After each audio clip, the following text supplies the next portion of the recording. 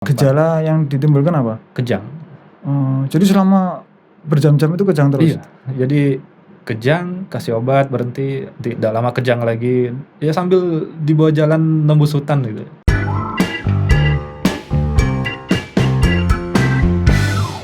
Selamat malam, Dok. Malam, Terima kasih sudah Komandan. hadir di Humaniora Studio. Sama-sama, saya terhormat diundang kemarin.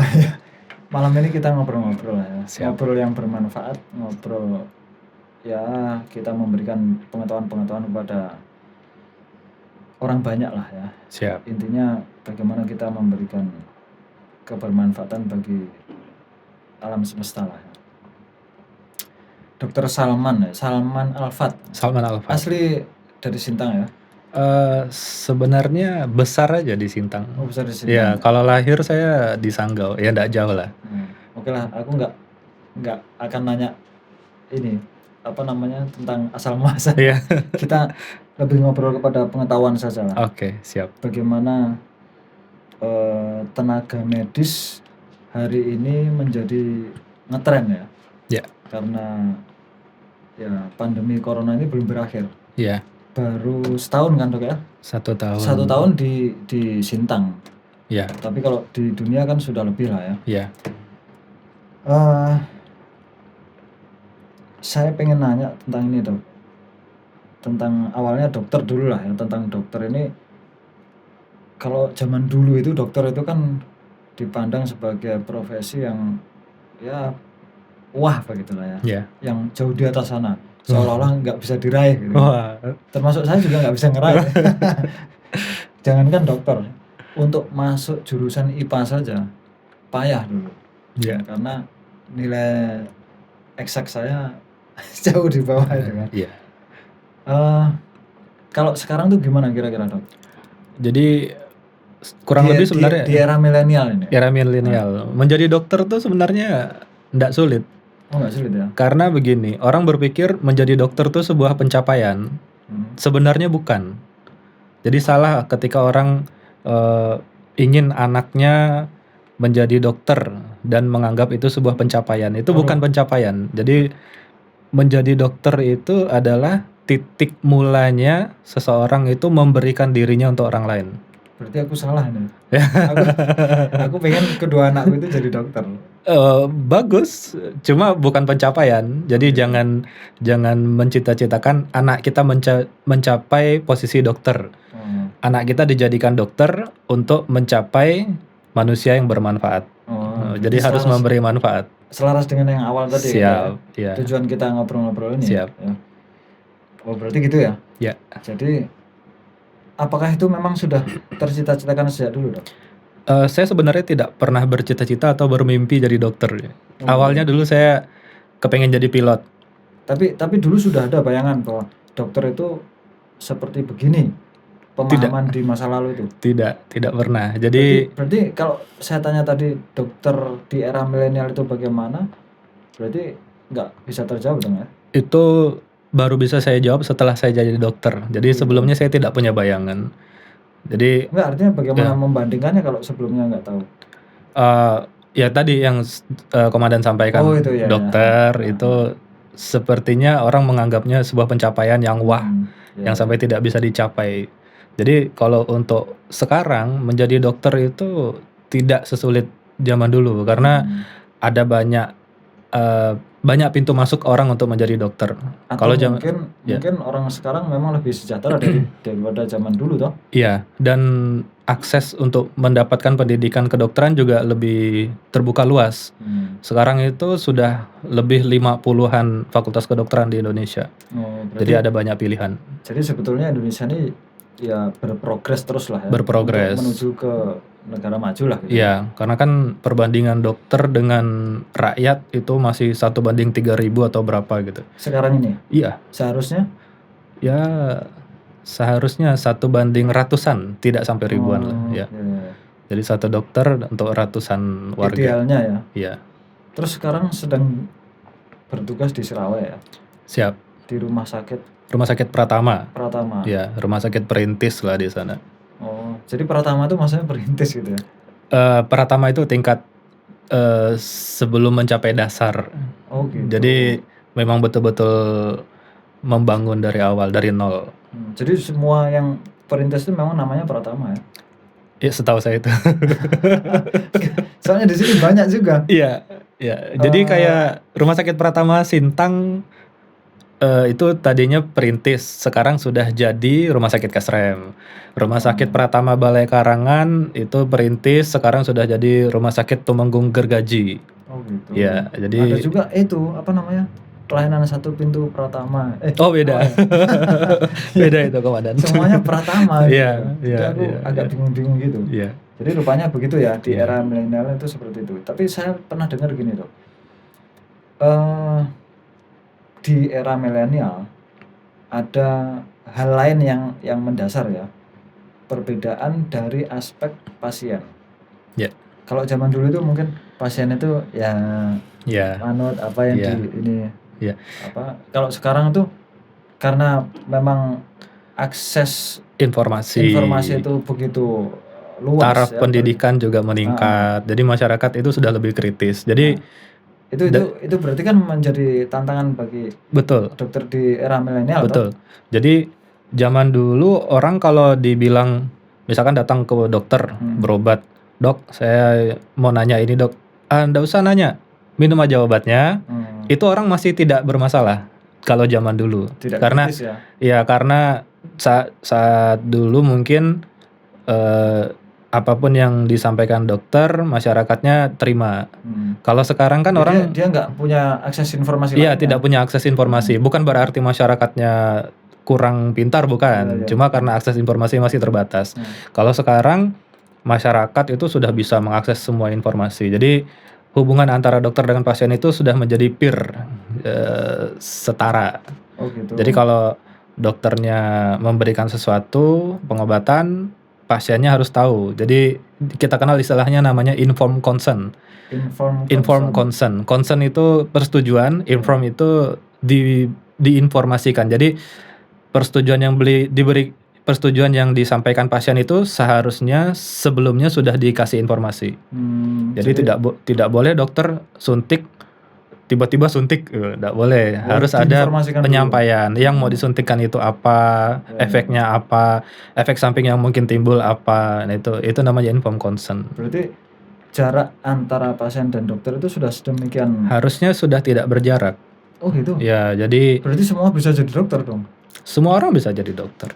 Jadi dokter itu ya itu tadi saya bilang. Jadi siapa saja bisa jadi dokter, tapi jangan menganggap itu sebuah pencapaian. Itu adalah titik mula Anda memberikan diri Anda untuk orang lain. Ya karena gini Dok, saya juga pernah dulu pelihara ayam lah kan. Ya. Lumayan banyak ayam 1 sampai 70 itu terdiri dari ayam kampung dan ayam bangkok. Nah, untuk melindungi dari penyakit sampar ya. Kalau satu kena iya, semua, kena semua. Kalau ada yang terselamatkan pun dia kepalanya ini miring-miring begitu. Yeah. Nah akhirnya waktu itu kita panggil mantri ayam lah gitu kan, mantri hewan. Disuntiknya kadang di bawah sayap, kadang di paha, kadang di dada gitu kan. Lama-lama saya tengok, wah kalau cuma gitu aja bisa juga saya. Akhirnya beli obat sendiri, suntik sendiri. Wah aku bisa kan, walaupun nggak ngerti obat yang dikasih bekerjanya gimana. Jalan ceritanya obat itu bekerjanya bagaimana nggak ngerti. Yang jelas saya lihat seperti itu ya sudah. Nah itu mungkin begitu ya. Disitulah tempatnya dokter. Jadi seorang guru saya itu pernah mengajarkan dokter itu bukan soal nyuntik, bukan soal ngasih obat, bukan soal belah-belah atau apa gitu. Itu sebenarnya siapapun dilatih bisa. Tapi dokter is diagnosis. Jadi dokter itu paling terpentingnya adalah menegakkan diagnosis. Diagnosis itu kan dapatnya dari analisa, dari pemeriksaan gitu, seperti itu. Jadi titik beratnya di situ ya. Titik beratnya di situ. Ilmunya dipakainya di situ. Gitu. Tidak semua orang bisa menegakkan diagnosis. Tapi kalau semua orang bisa memberi obat, bisa. Semua orang bisa menyuntik, asal dilatih bisa. Nah, itu apakah memang sudah ada di kurikulum Fakultas Kedokteran yang sekarang itu, Dok? Ya, bagaimana apa namanya, fenomena pasien hari ini Iya, yang sudah. sedemikian bisa mengakses segala informasi. Ya. Seingat saya saat pendidikan tentang ilmu tentang hubungan dokter pasien, ilmu tentang komunikasi, ilmu tentang empati itu diberikan di semester 2. Oh gitu. Semester 1 kami belajarnya tentang mempertajam ilmu dasarnya, matematika, fisika, dan lain-lain, biologi. Nah, di semester 2 sebelum kami belajar yang lain-lain, kami diajari ngomong dulu, gimana caranya ngomong. Termasuk ngomong kepada orang yang memang kritis, Iya, pengen tahu. breaking bad news itu yang pertama kali diajarkan. Seperti apa breaking bad news. Jadi menyampaikan berita buruk itu seperti apa. Jadi tidak boleh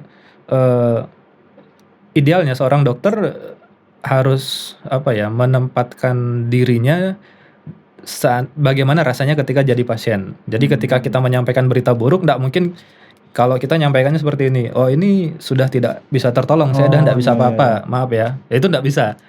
Gimana caranya ketika kita berada di posisi pasien atau keluarga, kita tuh mau mendengarnya seperti apa, itu kan empati. Jadi kita menempatkan diri di posisi orang lain. Berarti memang sebetulnya pasien itu mempunyai hak ya, untuk berargumen, dan untuk haknya bertanya. Dilindungi oleh undang-undang. Oh gitu. Undang-undang praktek kedokteran itu salah satu titik beratnya adalah hak pasien. Hak dan kewajiban pasien. Termasuk pasien kemudian memvonis bahwa ini malpraktek gitu. itu ada jalurnya. Ya. Ini enggak apa-apa. hak saya sebagai pasien ya, Dok. Betul. Dan ini masyarakat kan perlu tahu juga bahwa pasien itu tidak melulu hanya menjadi objek pasif. Yang punya kuasa, punya hak atas tubuh dia ya dia sendiri. Ibaratnya kalau kayak orang penyakit kronis, berobatnya ngambil obat sebulan. Ya paling lama lah ketemu dokter cuma 15 menit. Setiap bulannya. Itu udah 15 menit, 20 menit lah. Selebihnya kan dia menjaga badannya sendiri. Jadi kalau bagaimana seseorang bisa menjaga kesehatannya, mengontrol penyakitnya kalau dia tidak tahu dia sakit apa, dikasih obat apa, untuk apa gitu. Jadi memang betul-betul punya hak untuk menanyakan semuanya gitu ya. Harusnya seperti itu. Iya, betul. Berarti memang dokter itu harus sabar lah menjawab gitu ya. Iya, harus sabar. Yang tidak sabar harus berlatih sabar. Ya, karena sabar itu nggak ada batasnya, Dok. Iya, nggak ada sabar, nggak ada batasnya. Ya, kalau berbatas itu berarti tidak sabar. Iya, betul. Oke lah. Di Serawai sekarang, Dok ya. Iya. Gimana, Dok? Pengalaman di sana, tantangan-tantangan di sana kira-kira. Ini kita pakai apa namanya? Analisis SWOT ya. Jadi di sana tentu ada kendala. Ya. Terus kemudian mungkin menuntut kita untuk berkreasi, kendala itu dijadikan peluang kan gitu. Nanti kemudian ada kelemahan, ada kekuatan dan seterusnya. Pada dasarnya sebenarnya saya ini bulan keempat bertugas di Serawai. Sebelumnya saya 6 tahun, kurang lebih 6 tahun di RSUD. Jadi 4 tahun di UGD, 2 tahun terakhir itu di bagian cuci darah. Tentu sangat beda ya. Beda sekali. Jadi saya pikir dulu 6 tahun itu rasanya semua yang saya tahu, semua yang saya bisa tuh udah saya keluarin. Rasanya ya. Begitu saya pindah di tempat di Serawai, timbul tantangan-tantangan baru. Jadi yang selama ini belum ditemui. Iya, yang selama ini belum ditemui. Kalau di rumah sakit kan kita menurut SOP misalkan kalau contoh gampangnya pasien mau dirujuk. Ya sudah, dokter kasih instruksi rujuk, maka SOP-nya berjalan dengan sendirinya. Tinggal berangkat. Nah, kalau di Serawai dokter memutuskan rujuk itu mikir-mikir. Hujan ndak ya? Ini bisa lewat jalan darat ndak ya? Kalau jalan darat harus menempuh begitu. Kalau jalan sungai harus menempuh sekian waktu. Iya, betul. Jadi belum lagi biayanya dan seterusnya ya. Iya. Jadi saya ilmu pertama yang saya pelajari di Serawai adalah kalau hujan harus pakai mobil yang pakai double gardan. Oh gitu. Itu kan di rumah sakit kita ndak perlu mikirin hal-hal yang seperti itu. Jadi aksesnya mudah, kemana-mana mudah. Jadi tantangan baru. Dan kebetulan saya juga orang yang sebenarnya mudah bosan. Oh gitu. Sebenarnya mudah bosan. Berarti cocok dong di sana. Banyak Ya. tantangan. Saya menemukan hal-hal baru di sana. Tantangannya berbeda-beda. Tantangannya ya? berbeda-beda. Kalau sudah terlewati nanti baru kita puas ya. Iya. Cari nanti tantangan cari yang baru lain lagi. Cari yang lain lagi. Tapi sebetulnya gini, mungkin sebetulnya di Sintang ini kan sudah ada ya. Artinya tokoh panutan kita lah, bapak kita. Ya.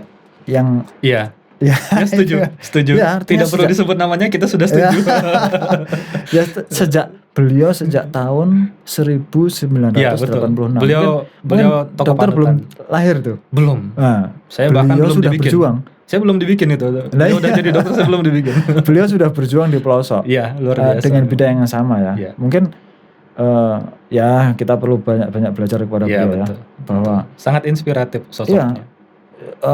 Ketika itu tentu lebih susah lagi lah dari sekarang ya. Betul. Kalau sekarang mungkin katakanlah Serawai mau merujuk masih harus berpikir. Ya. Lah dulu bagaimana? Jangan-jangan tidak bisa dirujuk. Nah, itu. Nggak ada, maksudnya kendaraan mungkin. Iya, artinya memang betul-betul lebih menantang. Ya, menuntut kita memang berpikir penuh ya. Ya. Bagaimana bisa mengatasi tantangan yang pada zaman itu. Ya. Gitu. Zaman sekarang masih kita bisa WA atau mungkin via video call pun bisa ya di Serawai. Dulu belum ada bagaimana. Nah itu betul-betul artinya beliau betul-betul buku berjalan lah ya. Ya. Buku berjalan selain yang mungkin pelajaran medis dari kurikulum, tapi juga kurikulum alam. Kurikulum gitu. kehidupan. Ya itu.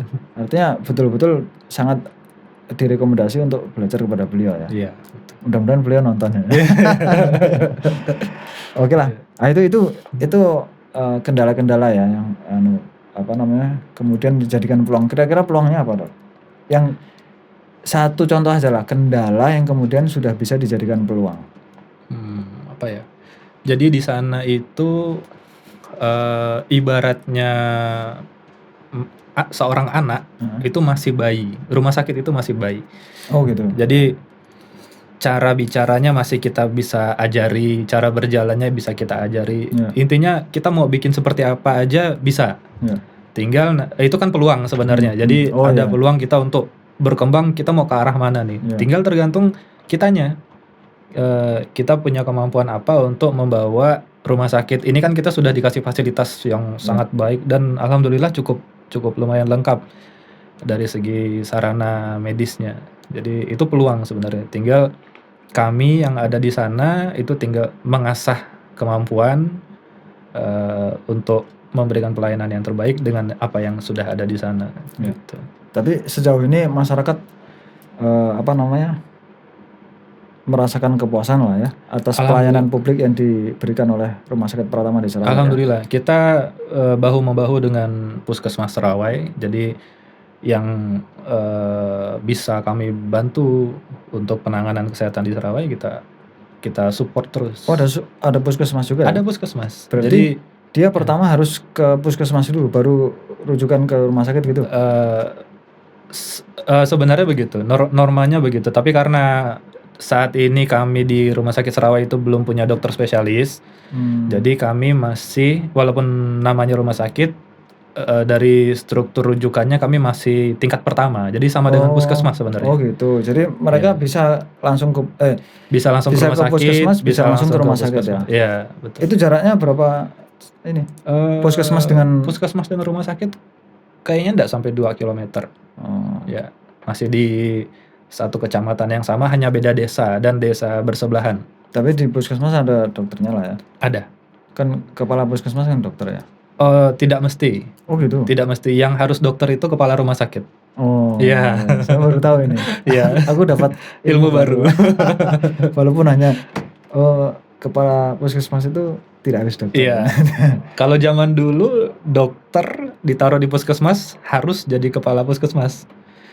Jadi zaman dulu itu dokter itu dipaksa belajar administratif. Tapi akhirnya terbentuk kan dokter-dokter zaman dulu. Akhirnya jadi bupati. Akhirnya jadi bupati. Ya. Jadi mungkin itu salah satu metode pengkaderan zaman dulu ya. Jadi dokter harus harus mengecap yang namanya pusingnya ngatur anggaran, pusingnya ngajukan pengadaan obat dan lain-lain. Kalau zaman sekarang agak berbeda. Jadi tidak mesti juga harus begitu. Jadi mungkin seperti saya, ya saya 6 tahun, jalan 7 tahun jadi dokter, mungkin secara administratif ilmunya masih kurang sekali. gitu. Dibandingkan dengan dokter zaman dulu yang sudah 7 tahun jadi dokter, pasti sudah pernah jadi kepala puskesmas. Iya. Kalau dokter sendiri belum pernah jadi kepala puskesmas? Kalau bisa sih jangan.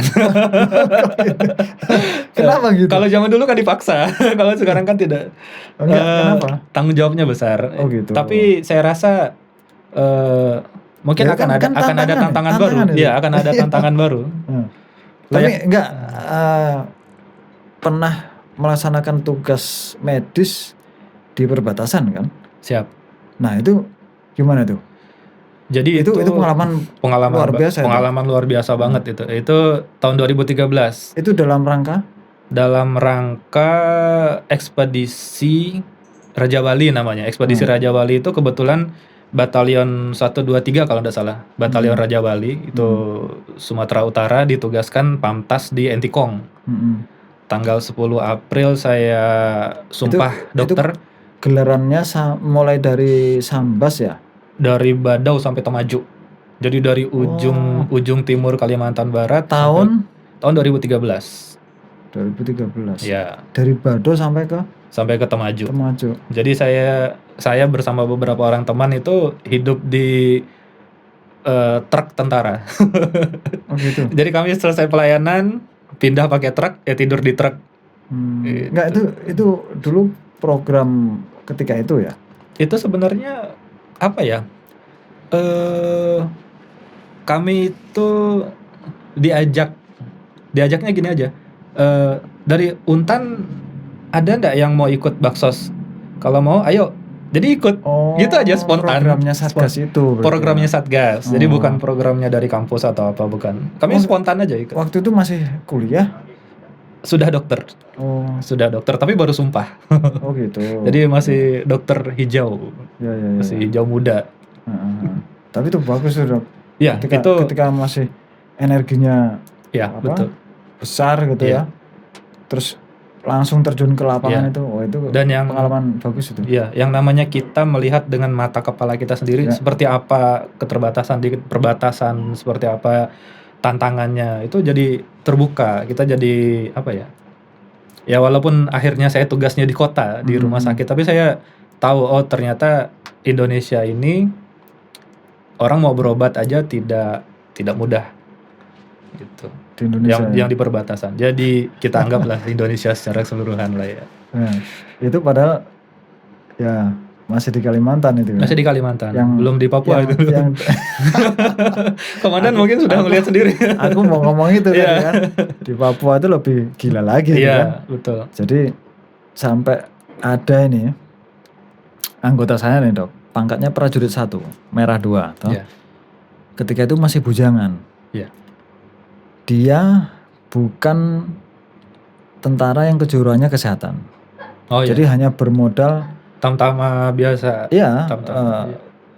Bermodal penataran internal saja di batalion oleh dokter batalion.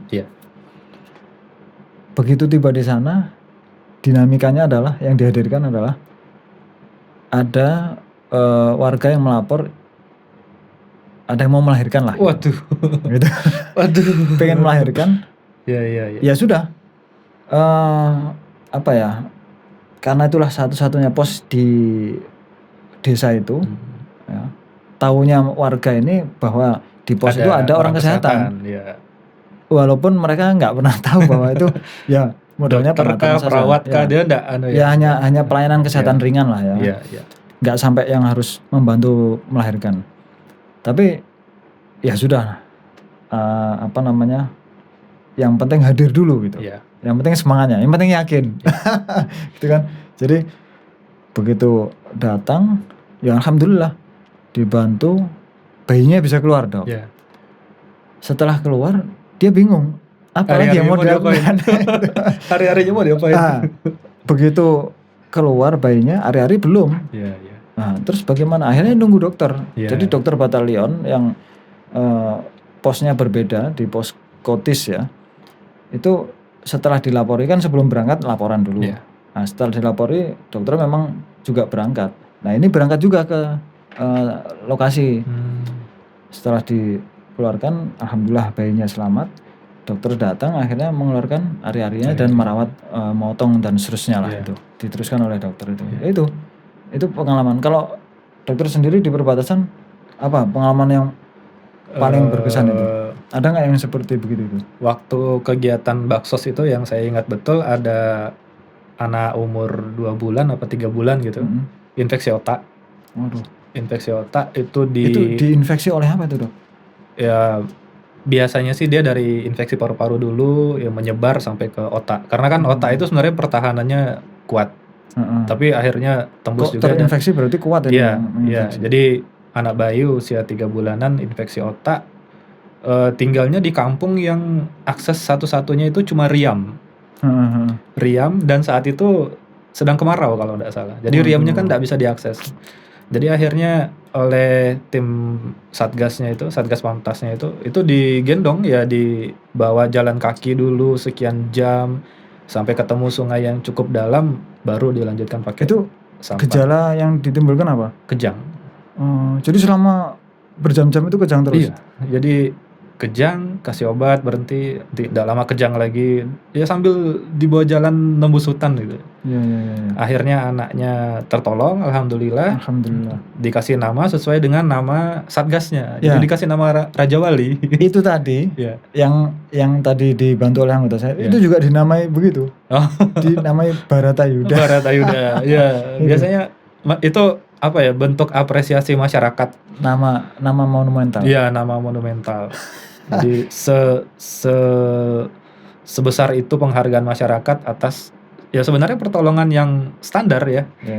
Kalau kita di kota itu standar, tapi kalau di kampung itu sesuatu yang wah sekali.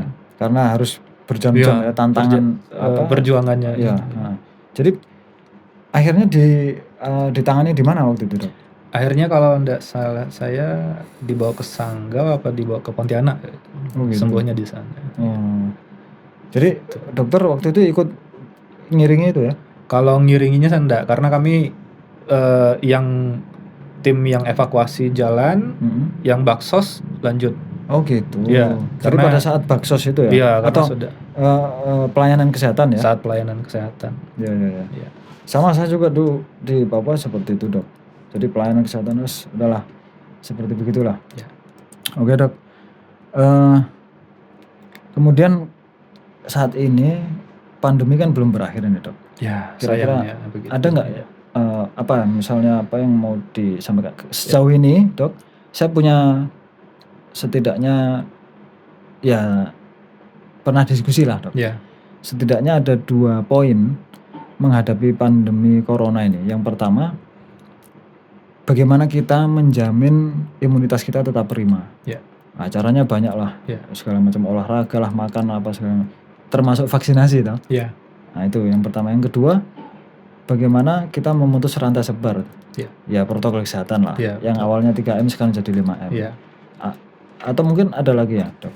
Jadi pandemi ini kan kita belum tahu ya kapan selesainya. Bahkan yang dulu awal-awal digaungkan tentang kurva itu, kurva kasus itu kan kita belum mencapai puncak kurvanya. Kenapa saya bilang sampai belum? Sekarang puncaknya pun belum.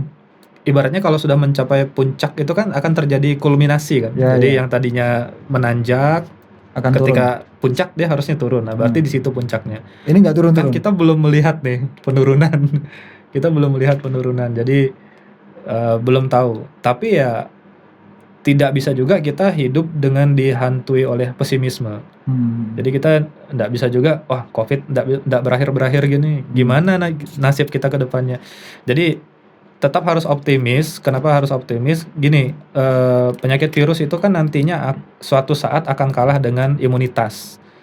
Dengan imunitas berkelompok, herd immunity. Kita belajar dari kasus flu Spanyol tahun 1918. Itu masa-masanya Perang Dunia I yang saat itu bisa membunuh sampai puluhan atau jutaan orang. Bunuh sampai jutaan itu orang. Itu memang ada sendiri atau dibuat tuh? Perang Dunia Satu. Sulit Masa perang nih. masa perang ya, wallahu alam ya. COVID sendiri juga kan ada yang mengatakan konspirasi. bioweapon. Cuma ya siapa yang bisa membuktikan itu. Jadi kembali ke cerita yang flu Spanyol itu, yang tadinya meninggal kemudian segala macam itu 1918 sampai 1920 kan akhirnya berakhir. Pelan-pelan berangsur. Jadi kurvanya turun ya. Waktu itu kayaknya nggak dibuatkan kurva karena orang sibuk perang. Cuma akhirnya virus H1N1 itu akhirnya sekarang cuma menyebabkan penyakit flu biasa. Ya, mari kita berharap mudah-mudahan suatu saat COVID ini akan kalah dengan herd immunity sehingga COVID-19 itu cuma nanti hanya bikin batuk pilek saja biasa. Itu mudah-mudahan kedepannya seperti itu, dan kita berdoalah siapa saja yang sedang mengusahakan apapun untuk mengakhiri ini, mudah-mudahan mereka semua diberikan kelancaran. Ya, amin. Ada vaksin Nusantara ya? Vaksin Nusantara. Vaksin Nusantara apa merah putih? Belum diputuskan nama resminya kan? Oh gitu. Belum diputuskan nama resminya. Kita kan masih pakai sampai saat ini kan masih pakai vaksin impor. Ya, mudah-mudahan nanti ya kita juga bisa produksi vaksin sendiri. Sintang ya? Sintang belum kan? Sintang belum. Ya berarti Indonesia. Mudah-mudahan memang nanti ya harus optimis lah Dok ya. Harus optimis. Harus optimis. Saya pengen ini Dok, coba deskripsikan herd immunity. Herd immunity. Ya. Herd immunity itu secara sederhananya bagaimana Dok? Sederhananya gini ya. Biar mudah difahami itu maksudku. Jadi kalau kan herd immunity ini kan kita mau tidak mau harus berbicara tentang vaksin. Soal vaksinasi. Herd immunity harus berbicara tentang vaksinasi. Kenapa? Karena vaksinasi itu adalah upaya untuk mempercepat seseorang mendapatkan kekebalan. Jadi kekebalan itu kan ada kekebalan alami, ada kekebalan buatan. Ini yang buatan. Kalau kekebalan alami ya harus kena COVID dulu. Itu kekebalan alami gitu. Kalau buatan harus kena COVID dulu melalui vaksinasi. Melalui terpapar virus COVID melalui vaksinasi. Jadi tidak sampai menimbulkan penyakit. Ya. Nah, ketika orang sudah sebagian besar warga negara kita divaksin, mungkin akan ada beberapa yang tidak divaksin, entah itu karena tidak bisa divaksin atau tidak mau divaksin. Tapi kalau sebagian besarnya divaksin sudah dapat kekebalan, maka nanti virus itu penyebarannya tidak akan semudah seperti sekarang, yang dimana kita sebagian besar masih belum mempunyai kekebalan. Seperti H1N1 tadi ya. H1N1. Jadi herd immunity saat dunia ini sudah kuat lah ya. Iya. Artinya ketika terinfeksi H1N1 ya hanya seperti itu. Iya. Mudah-mudahan kedepannya ketika imunitasnya sudah mengglobal, terinfeksi COVID-19 ya cuma bersin-bersin aja. Jadi ya, itu kan herd immunity itu ya? Iya. Bukan bermaksud untuk mengecilkan COVID saat ini, tapi kita kan harus punya optimisme. Mudah-mudahan kedepannya bisa. Ya konteksnya itu kan membangun optimisme. Bukan terus kemudian melemahkan ikhtiar atau ikhtiarnya tetap harus maksimal.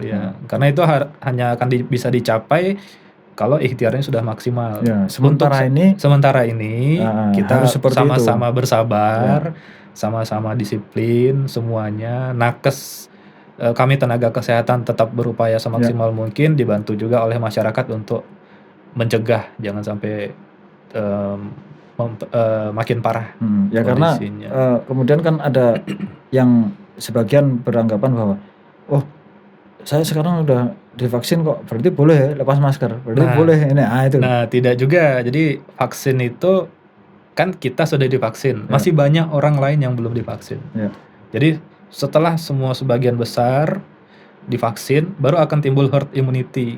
Itu mayoritas dulu lah ya. Mayoritas dulu. Gitu. Mudah-mudahan, amin. Amin. Oke lah, harapannya apa di masa mendatang? Tentang banyak hal lah. Tentang banyak hal. Atau yang di luar di luar bidang medis lah, apa gitu. Di luar bidang medis. Saya pernah tahu nih. Ya. dokter belajar bahasa Arab ya? Arab apa? Bahasa Arab itu baru banget belajar. Ini gimana nih? Apa ada hubungannya dengan namanya? Oh, Gimana? Namanya juga. Salman Al-Fat. Ya. Ini Raja Salman ini. Sebenarnya diambilnya dari kisahnya Salman Al-Farisi. Ada, saya kenal juga Al-Farisi itu. Jangan-jangan terkoneksi juga. Orang Sintang juga. Orang Sintang juga. Kayaknya enggak. Jadi harapannya ya, Dan, tentang belajar bahasa. Belajar bahasa itu gimana tuh? Ada dokter tidak kemudian mendalami atau meraih yang jenjang berikutnya lah di bidang kedokteran, ini malah belajar yang lain itu. Gimana itu? Anti mainstream apa gimana? Enggak juga. Jadi sembari menunggu kesempatan untuk mengembangkan profesi kedokteran, ya saya belajar yang lain, kan tidak rugi. Jadi mana tahu nanti jenjang berikutnya ditempuh di Arab gitu. Di Arab. Amin. Jadi itu cuma apa ya? Saya tuh pengen kita tuh memperkaya diri tidak hanya dengan uang. Oh gitu. Ya. Tapi dengan ilmu. Ya.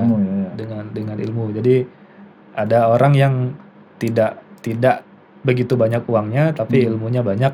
Ya. Ada, kalau bisa ya dua-duanya. Karena nanti ini sering ya yang kemudian mempunyai banyak ilmu akhirnya ya mendatangkan uang juga kan. Sama kemarin ada yang tamu podcast saya juga kan, dia les gitu kan, les ilmu tertentu gitu kan. Ternyata hasil lesnya itu lebih besar dari gaji. Bukan, dipakai ngeles juga. Dia bayar lesnya dari hasil ngelesin dia juga. Jadi itu apa ya? Dia mengajari tapi tidak berhenti belajar. Ya itu. Belajar sambil ngajari juga. Gitu. Jadi dia dapat ilmu, ya dapat uang juga. Itu apa namanya? Siasat itu. Siasat. Nah, terus strategi. Selain itu tadi apa namanya? Belajar apa tadi itu? Belajar bahasa Arab. Bahasa Inggris juga. Kalau bahasa Inggris itu selain karena tuntutan, ya karena hobi. Jadi saya itu dari kecil itu hobi main game, video game. Video game semuanya bahasa Inggris. Oh, pantesan pakai kacamata. Jadi ya korbannya ini. Korbannya mata. Jadi termotivasi untuk belajar, dan di dunia kedokteran juga kan rata-rata referensi kita berbahasa Inggris. Jadi wajib lah itu sudah. Ya saya pernah itu, Dok. Jadi apa ya? Ada suatu update ya. Misalnya nih contohnya bagaimana dulu menangani kejang panas ya. Kalau di balita itu. Kejang demam ya. Kejang demam ya. Itu kalau dulu disiram air dingin tuh. Nah, anak saya nomor 2 itu pernah. Ternyata sekarang sudah berubah. Justru pakai air hangat. Gitu. Nah itu apa gitu? Platform ininya update dokter sedunia itu loh. Jadi gini, sebenarnya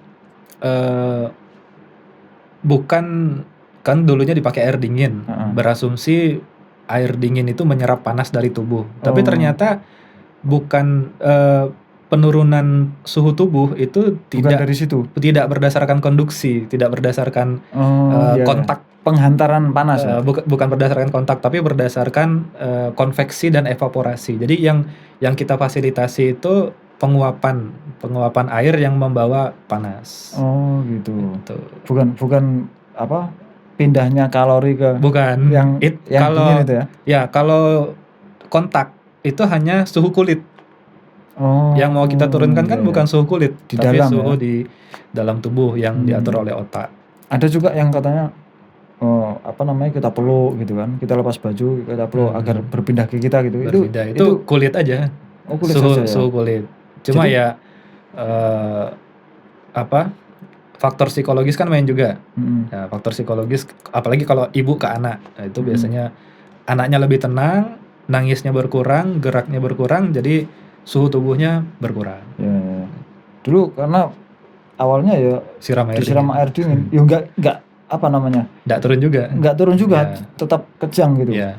Akhirnya sudah saya bawa lari lah ke puskesmas itu. Ya. Oke lah, harapan Dok?